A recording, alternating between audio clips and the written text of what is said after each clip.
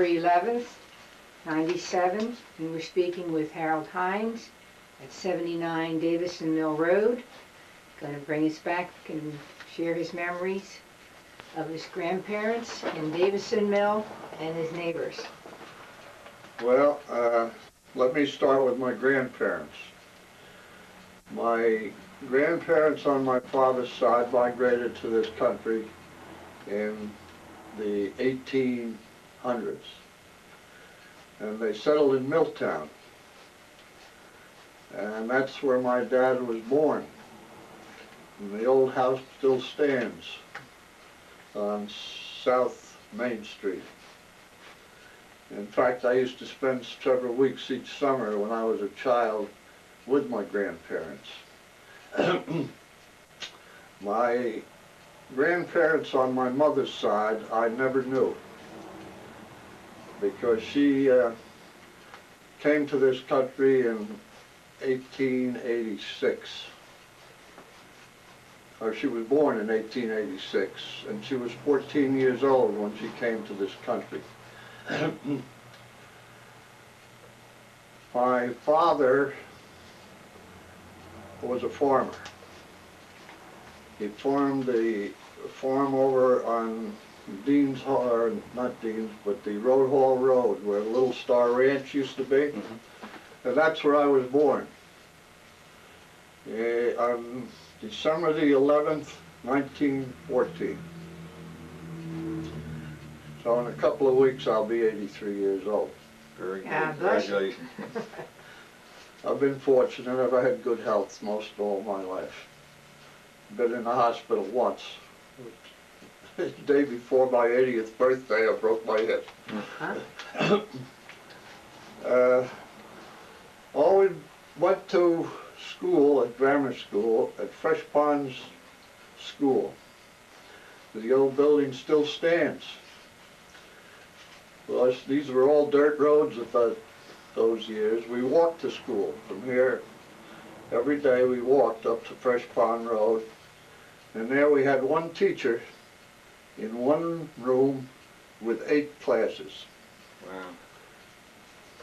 We had a huge furnace up in the front of the room where the teacher would, or students would bring in the coal. They had a coal bin behind the school. We'd haul the coal in, and she would take care of the fire. Sometimes we sat there with your hats and coats on because it was cold. They had 2 outhouses in the back.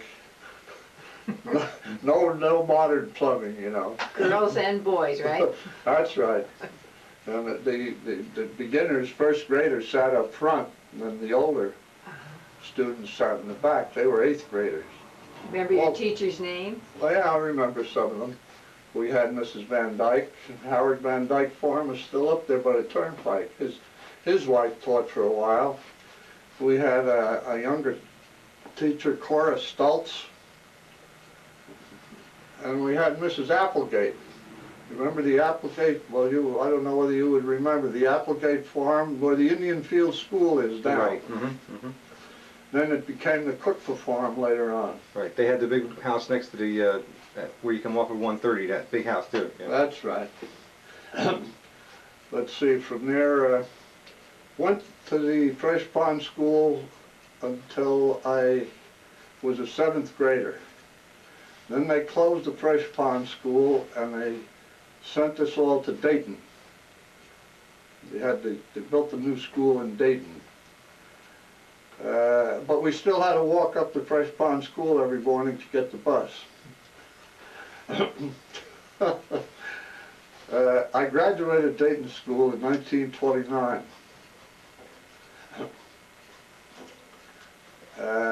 And then from there, we were ascending district to New Brunswick. These roads were still all dirt roads, horse and wagon roads. Every morning we'd walk out to Old George's Road, where Myers Electric was, and that's where we'd pick up the bus. Orville Dye was a bus driver those years. When we returned, we'd have to walk home. Let me tell you a little bit about my life as a youngster, we had none of the modern amenities that we have today. My mother would bake all our breads. There weren't no bakeries around or anything like that. You never got to New Brunswick because you'd have to drive a horse and wagon. Until, well, I guess my father's first car was an old Model T touring car in about, 1916, 17 he had it. He rented, we always lived on a farm, so we always had plenty to eat. We were never without good, wholesome food. My mother baked her own bread and made all her own butter. We had animals, we had cows, we had hogs, we had chickens, so we were never without good, wholesome food. We didn't have automobiles to ride around in and things like that. We were lucky if we got a second-hand bicycle when we were in our teens. And then we had to save up for it, you know. There was no such a thing as handing you $50 or $100 bill to go buy a bicycle. That was out of the question. There weren't any around in my family. We weren't that affluent. Let's see, after, in my senior year in high school, I studied agriculture for 3 years there, and in 1933 I was elected president of the state chapter of the FFA, which is the Future Farmers of America. We spent a lot of time at Rutgers University, the ag school, in those 3 years. I graduated in 1933 from New Brunswick High School. And, well, you've heard of the Depression. Well, we lived through the Depression for those years. And it was very difficult times. We had the WPA, the Works Progress Administration. My brother, my older brother, worked there. You couldn't buy a job. Jobs, it was a government-sponsored work progress. They cleaned ditches and worked in parks and things like that. Now, did he work around here, or was it? Yeah, in the local area, in Middlesex County. You know, they didn't have that far to travel every day, but those were the only kind of jobs. And I was very, very fortunate. I used to work after high school in an A&P grocery store. I'd walk downtown and Where was that work as a located? clerk down on Nelson Street. In fact, I worked at several of them during the summer months. There for about 2 years, I worked during the summer and worked in the various ones. There was one on French Street, there was one on Commercial Avenue, another one on Nelson Street. And then after... Excuse me, right across from Ryan's meat market? That's right. They had their first so-called supermarket up on French Street. That was the first one. All the others were just little individuals. There was one on Albany Street also. Went to both of them with my mother. Right. I worked during the summer for $8 a week. And then I was fortunate. I got a job at Davidsons Brothers. If you remember Davidson Brothers on George Street. Right. I was a big deal there. I was a shipping clerk. You know, I used to have 3 or 4 trucks that delivered orders all over the city and the outskirts, and they had it split up in different wards. I would check all the orders and add up all the bills before they would be placed out on the floor in the different sections, and drivers would pick them up and deliver them. Well, I worked there until 1936, I think it was. In 1930, I came home here, and my father had still worked the farm here across the street, and where the camp is now, that was our home. At that time, my father also had poultry, and he worked the field. In addition to that, he had a job with the Michelin Tire Company. So he worked both. He worked. Milltown. That's right. And it's The now, old buildings, some of the old buildings still stand. is it now condos? No, that was a card company. Okay. That was the, I forget, the card, they made playing cards. They turned it all into condos there on Washington Avenue. Anyway, I'm getting a little ahead of myself here. It's okay. I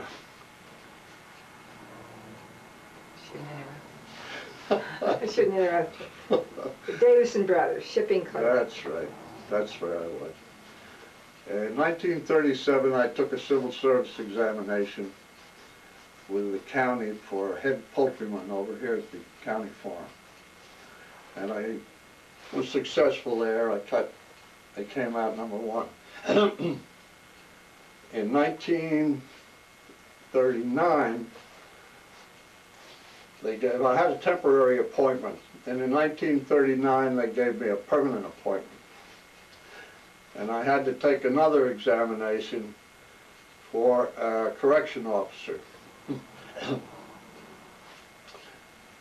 I worked as a correction officer for a short time, and used to take a gang of prisoners to Roosevelt Park. At that time they were developing Roosevelt Park in Edison. So every day I'd take a group of prisoners to Roosevelt Park, and we'd maintain the grounds and they were just developing the park, so we'd take one section at a time, and until that was completed, seeded and so forth. In those years, let's see, about 1948, I ended that, and I became assistant farm supervisor for Middlesex County.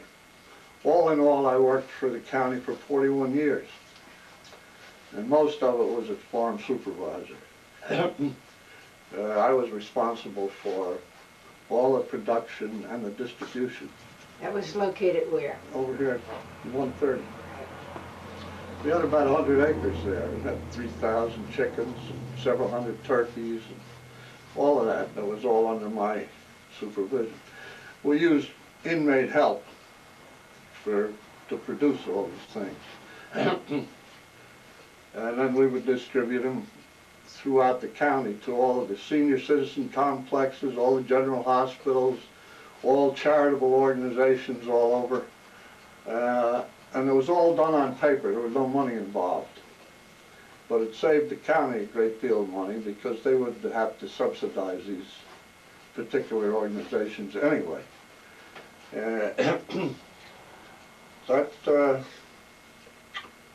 That part of my life was the employment part of my life until 1980.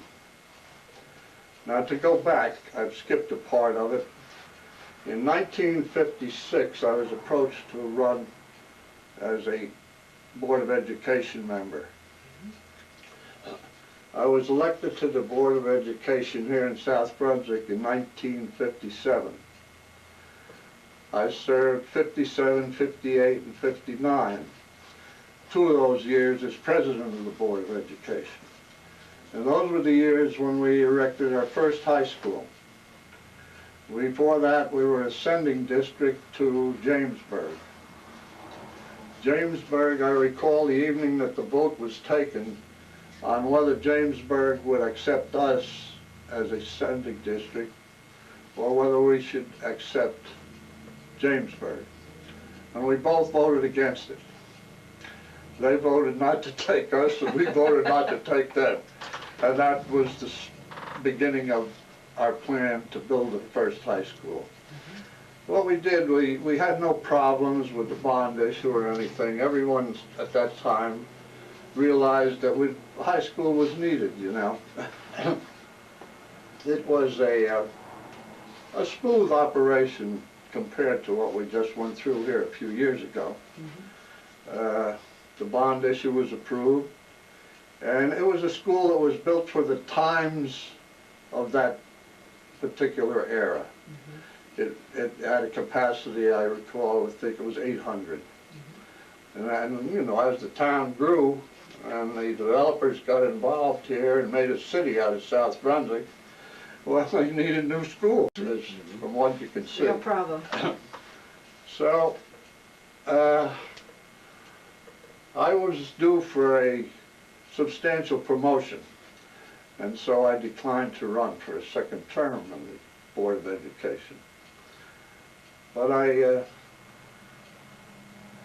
I felt that we had accomplished, it was a milestone in South Brunswick Township. It was the first high school that this town had ever had. Most of the members that served with me are passed on. Who were they? Well, there were Mel McDowell, and Carlton Rose, Harold Leary. As I recall, Dr. Pripke was on the board. Well, that's four of them. Some of them are still alive, like Bob Narazonik is still alive, I'm sure. And another gentleman lived on Dean's Lane, I forget his name, moved out to Michigan, and he's in the veal business. He raises calves and so forth. Well, that's a big dairy state anyway, Wisconsin or Michigan, whichever it is. Anyway, most of them are gone. Let's see now, where am I I retired in 1980 from the county. You skipped your children. Well, I'm going back now. In 1940, I married a girl from New York City. We've been married 57 years. Next March, we'll be married 58 years. God bless you. I have 3 children. I have 2 sons and a daughter. You know my daughter. I have 8 grandchildren. I have 5 granddaughters and 3 grandsons. They're all well and healthy, and all out of college except 2 granddaughters. Peggy's 2 girls are still in college. One is a freshman and one is a sophomore. They're attending Salisbury University in Maryland. The oldest of the 3 girls, Laura, graduated from Muhlenberg. Is now employed with Barnes and Noble. Has a very good position. She was an English major. Well, her mother was Peggy Kistler from South Brunswick. And A teacher. she's a speech therapist for the township. And my son Skip is an English teacher for Monroe Township. Well, they're approaching retirement age, so another 2.5 years and they'll be gone. So in 1970, to go back a little bit, I got a little ahead of myself. In the 70s, I'm not sure what year it was, I was elected president of the Middlesex County Board of Agriculture. Oh, I don't know what else I could tell you. Would you talk a little bit about the farmers that were your neighbors when you were growing up? Which farms were... I worked during the summer. The farmers around here, there was Terhune over here where they just tore the barn down. That was a big farm. Right. And Coles, where the county park is today, that was Joe Cole. He was a farmer. He had 100 acres there or more, 110 I think it was. I used to pick potatoes for him. We'd either pick potatoes or we'd find a job somewhere picking strawberries and so forth. At that time you got 2 cents for a basket, pick a 5/8 basket of potatoes, or 2 cents for picking a basket of strawberries. Today you couldn't get a kid to pick them for 25 cents. Do you remember the mill? Oh, sure. Old Henry Warner ran the mill. The old Davidsons Mill. Was there an owner before him? That, I think, is where the Davidson comes in. What was the mill like when you were... Well, we used to fish there. I used to go swimming there. This time of the year we'd be skating already. The ice was foot thick. I don't know whether you call it global warming or what it is, but we don't have that kind of weather. To swim there, they threw me overboard and out of the boat when I was about 7 years old. Learn They fast. used to use the dam was in operation at that time, and they had a grist mill there. This was Henry Warner. And they used to bring in the grain, and he would grind the grain. They'd use water power to turn the turbines. And they'd grind up the grain and make feed out of it. And he would deliver the feed. Well, he also delivered coal and flour and all those kind of things. With a team of horses. There wasn't no, I remember the mud was this deep with these horses plowing through it. And that's how we lived those years. My father would get 2-3 bags of 100 pounds of potatoes, and a bag of flour and a bag of sugar, and 2-3 tons of coal. We had no heat in the house or anything like that. We had a kitchen stove, so we spent most of our evening hours in the kitchen. Had kerosene lamps, no electricity, no modern plumbing or anything like that. That didn't come until much later, much later. I think I was already in high school when we first got our electricity. This was a dirt road. It didn't have any macadam here until the early 30s when Al Reichler was mayor of this town. I remember when they first put the stone in, then they put the bridge across the lake. That bridge wasn't there until the early 30s. That's when they put Route 130 through. Before that they had the old George's Road. I'm getting, this is getting a little mixed up. That's That's all okay. right, no, but these are important things that, we'd like to have brought up. Yeah, so, well, the order doesn't matter. I get off on 110 and Okay. then, That's okay. and then something else comes to my mind. So I figured that maybe I missed something. Anyway, this is what happened. In the early 30s, they macadamized this road, and they built the bridge across Farrington Lake. And then we no longer had to go around at the foot there just before you get to the Riva Avenue. We used to have to go around. There was a little, like a cul-de-sac there. You would turn around and take Riva Avenue out past the old mill. And after they opened up, they put a bridge down here. I think the date is right on it. I think it's 1931. We no longer had to use old Riva Avenue. We went right straight out to Route 130. Those years you never saw a car or anything. Before that it was a dirt road. It was nothing but horse and wagon. Now you can't get out of your driveway in the morning, It takes you sometimes sit here for 5 minutes before you get an opening so you can pull out of your own driveway. It's terrible. Well, I don't know, they call it progress. I don't call it progress. It's getting more difficult to live with it. Well, it's the quality of life, let's face it. Some folks, I suppose those folks that come from Newark and Jersey City, Brooklyn, they're in heaven out here.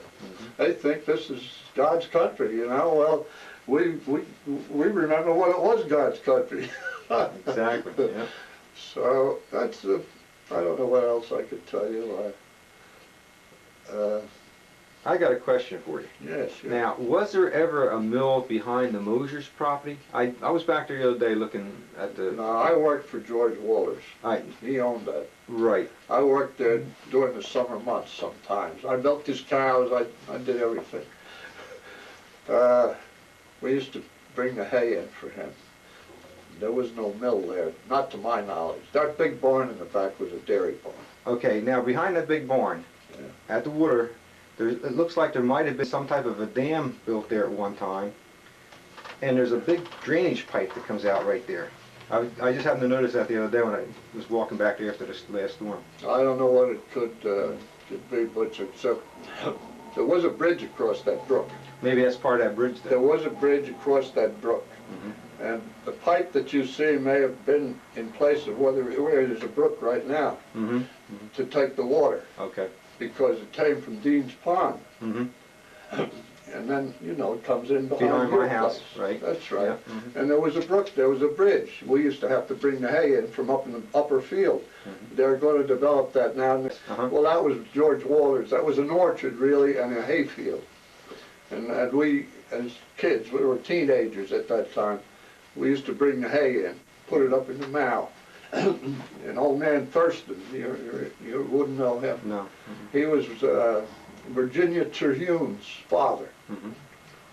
Remember Virginia Terhune? Yes, I remember. Arthur Terhune. Right. Well, Narazonic's, Mrs. Narazonic's Mother. mother. Right. He used to work up in the hay mow, and we used to have all kinds of fun with him. He was an elderly man. You know how kids are. They tease an old guy. Well, that was us. We had a lot of fun then. Now, who would you work with? I would work with my brother. He also worked with us. George Walters. He was the owner. You know. Every once in a while he'd get on us. He'd fire a couple of us, and he'd hire us back the next day. So that was, you know, we lived and had fun for the times in which we lived. So. How many brothers and sisters in your family? My family, I had 2 brothers and 2 sisters. I'm in the center. My brother Phil was an automobile mechanic. My brother Les had died of a heart attack when he was only 52.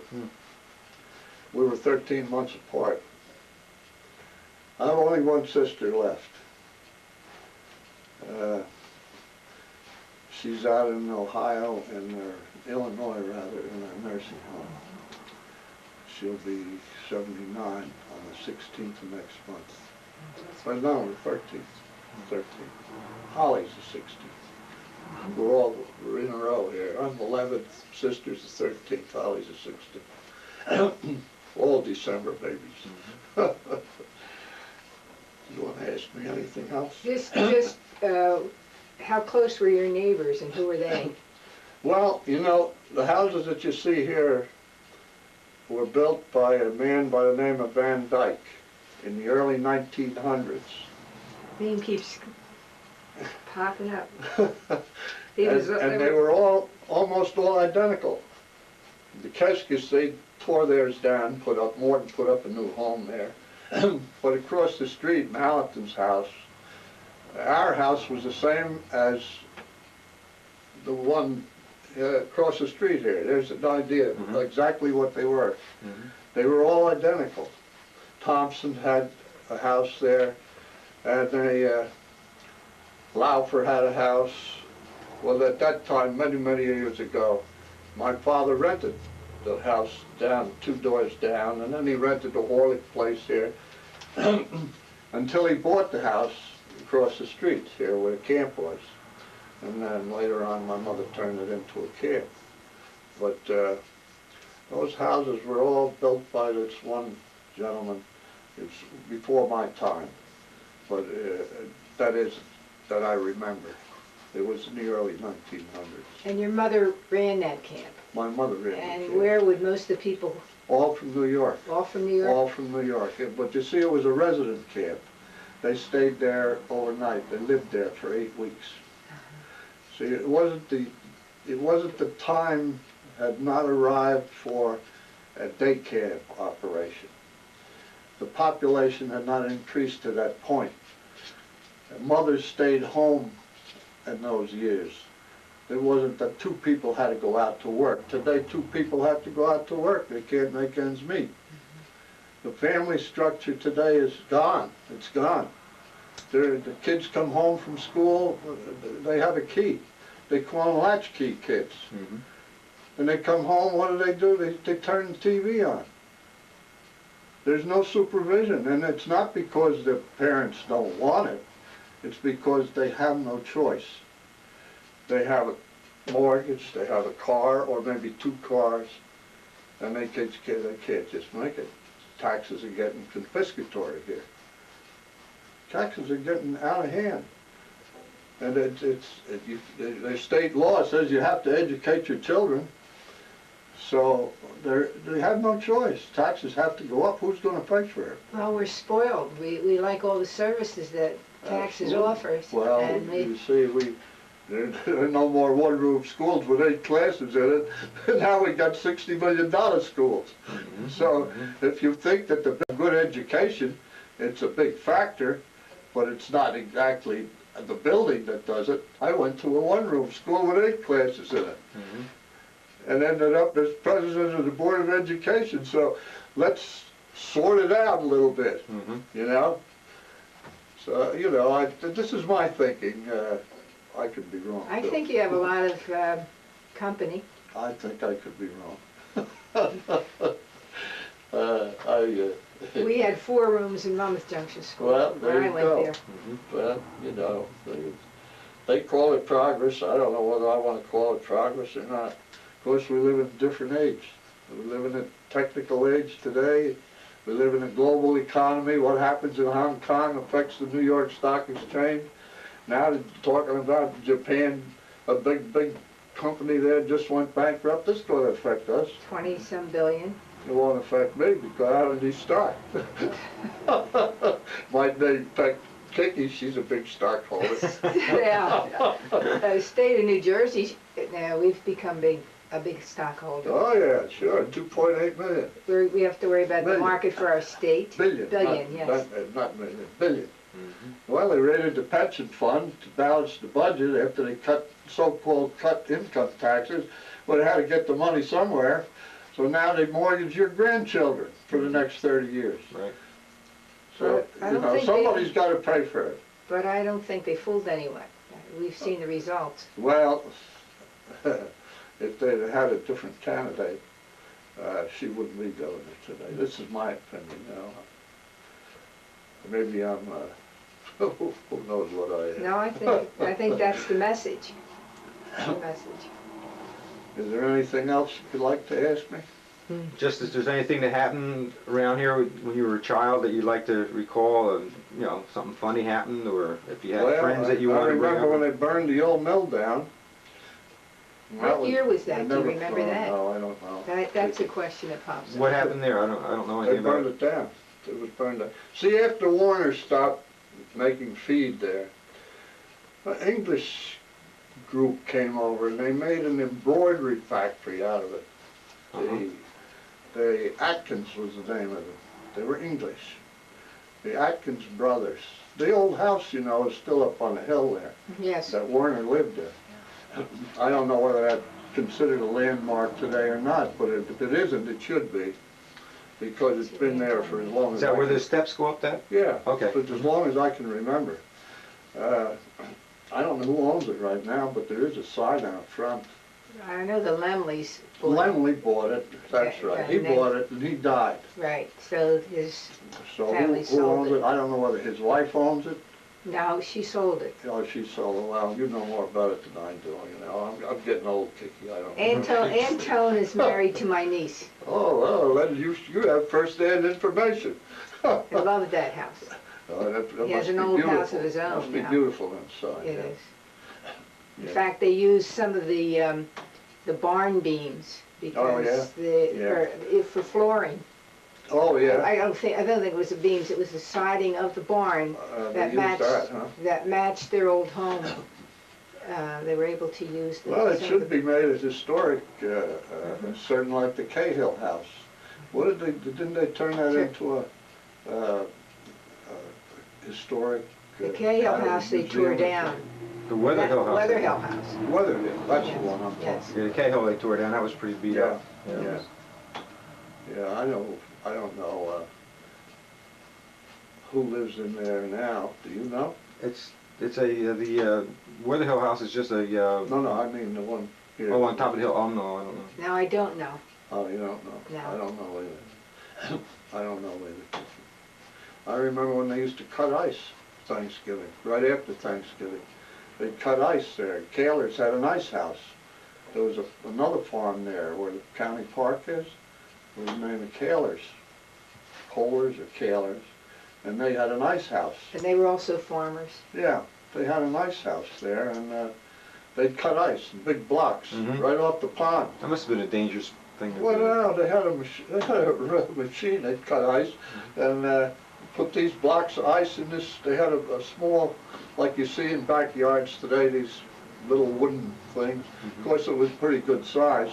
And they'd pack the ice blocks in sawdust. Had no electric refrigerator, had no electricity. Right. we'd go over and get a block of ice and had put it in the icebox. That was our refrigerator. Those years. You don't remember that? No. No, well, I see you're still young. Yeah. Yeah, we'd go over, we'd offer 10 cents. I can or- remember ice being delivered to our house. Yeah, no, we'd go get our and ice. it Well, it was- wasn't far for it us. was a We could truck, just it go wasn't- across the field and get a block of ice, you know. Well, now, how long, you would go there like once a week, or? About, whenever, you know, it depended on the size of the old ice box that you had, the old wooden ice boxes. I had one, I gave it to Skip, he has it there, he stores his liquor in it. Now, if they had ice in Thanksgiving, how long would they be able to provide and keep the ice? Oh, it depended, you know, if you packed weather. it full of stuff and so forth, you would keep it outside on your back porch, really, to keep, it wouldn't freeze in there because the doors were closed and it was made of wood. The old ice boxes, they didn't call them refrigerators, they called them ice boxes. You put, they had a sort of a porcelain lining inside, and you put your block of ice in there, and then you put your food or whatever. Some of it was, you had two I can remember them. compartments. My Yeah. mom had that. Yeah. But I mean, the farmer, how long was he able to provide ice? Oh, well, they packed it in sawdust, and it was a pretty well insulated building. They'd have ice all summer, Wow. from one ice cutting until the next. Because there weren't that many customers, you know. How many customers would you have in a rural area like this? The old timers here that own these homes are long gone. Long gone. Now, the closest farm to you from here? It was, oh, right in my back, see, where the county property is now, the Davisons Mill Park Pond, that was owned originally by people by the name of Pearson, and then a man by the name of Cole, Joe Cole. He owned it and operated it. And that land abutted the back of our property here across the street. So land, and my mother would send me for butter. I'd just walk across the field and they made the butter. When we needed more butter than my mother could make from 1 or 2 cows, they had it, and they'd make it every week or so. They had a mold. I remember the butter would come in 1 pound mold, round, and I'd go whatever they could afford, whatever they would have available to us, whether it would be 3 pounds or 4 pounds or whatever. And I'd walk across the field and go get the butter about once a week or every 10 days. And you raised your own meat? Oh yeah, we had our own hogs, we had our own chickens, we had, my father had a smokehouse. After we slaughtered the hogs, he'd keep sides of bacon and hams and so forth. We'd have our own smokehouse. If the cow had a calf, Dimes from the butcher from New Brunswick could come out and slaughter the calf right on the property. And then my mother would tell him to save certain portions of it for her, like a breast of veal or something like that. My mother was a wonderful cook. Of course, those years you had to be self-sufficient, you know. You didn't run to the bakery, but you ran out of a loaf of bread. She would bake maybe 8 or 10 loaves of bread every week or 10 days. The flour was in the basement, and we had the butter, she had the yeast and so forth. And we have a old man Steinegel. I don't know, you remember the Steinegel? Remember the name? I knew the name, yeah. Went The to name sounds school, I familiar. think, in Jamesburg with some Steinegels. No, Steinegel lived up the road here one of them. He built that house for me. He's gone too. Well, you know, just built Pierre's Bakery. Okay, yeah.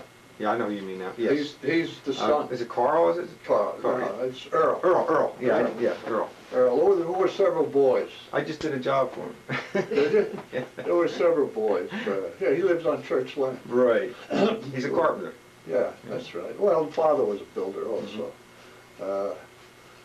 He's gone, but it was a wonderful family also. Who were some of the people you went to school with in that one-room school? Oh, gee, I went to the McDowell girls. You remember the McDowell girls? One of them turned out to be, I think 2 of them, the twins, was Margaret and Grace. Didn't they both teach? I know Margaret taught That here in name Dean's. pops up with people. Yeah, Margaret taught here in Dean's School. She was a teacher. She was one of Did you go to school with the Kuhns? No, No. no. I went to Gotta watch that paper, shine Okay. Fresh Ponds, and they went to Dean's. I Okay. think. And that's where the difference was. You see, in fact, Agnes went to, your sister-in-law went to Dean's also, I think. Although she did go to New Brunswick High School, we used to ride the same bus. They had these little one-room schools, you know, that one in Dean's, one in Monmouth Junction, another one up here at Fresh Ponds, and that's because everybody had to walk to school. So I couldn't walk all the way to Monmouth Junction to go to school, you know. So, but they did make us walk over to Fresh Ponds to get a bus, even after they closed the school. So, I shouldn't interrupt you. But before you were saying about the fire at the mill, could you tell us a little bit what happened there? You said somebody burned it down or something? yeah, that fellow by the name of Nixon. He owned the Nixon Nitrate Works. They made gunpowder, or? Yeah, it was. And he built that new dam that you see where all the stones are. That was all part of his. He was a millionaire. He bought the place. And he put a lot of money in there. But he never rebuilt the old mill or anything like that. That stayed. That was the end of that. When that burned down, that was the end of it. Nobody bothered. Well, the era was over. That, you know, when people brought their grain in to get it ground and so forth, that was no longer part of the old operation. Now everything became modern. Right. So we had electricity, we ground mill, you know, everything was done by electric. I'm a little confused there. Now, the old mill was there. Yeah. It burned down under suspicious circumstances, or it just burned down? Yeah, they never found that. It was a mischievous sort of a thing. At least that's what they blamed it on. And then they built another mill there? No. Okay. While it was in that embroidery, that's when it burnt down. Okay. This was after the mill was closed. Then the mill was still standing, and these English couple took it over and they made an embroidery factory out of it. And that's when it burnt down. Now, whether there was some suspicion there as to how it started or so forth, but they never, to my knowledge at least, we never found I was out. confused on it, I'm sorry. Well, that's about it. I don't know what else I could tell you. Well, Unless thank you for have your some- time. You have some questions you want to ask? Did you use the trolley? Oh, hey, I forgot to tell you. Where about would you get the trolley from here? See that? This was the Trenton Fast Line. It ran from Trenton to, I think, Elizabeth. It was one car. It was ran on electricity. Where the high tension line. Right. That was a trolley line. So it was very close for you. Yeah, I walked right up the road here, and there was a little station there where, in the bad weather, you could stand in there and wait for the trolley. My dad used it every day to go to Milltown. And then after, on North Main Street is where it would stop, and he'd walk down to Michelin Tire Company. Yeah, that. And then it would go into New Brunswick? Oh yeah, stopped. It stopped in Dayton also. Right. You know where the high tension line crossed there on Dayton Road, where Tracy's place is there, just before you get to McMaster. Right. There was a place there. It started from Trenton to, I think, Elizabeth or Newark.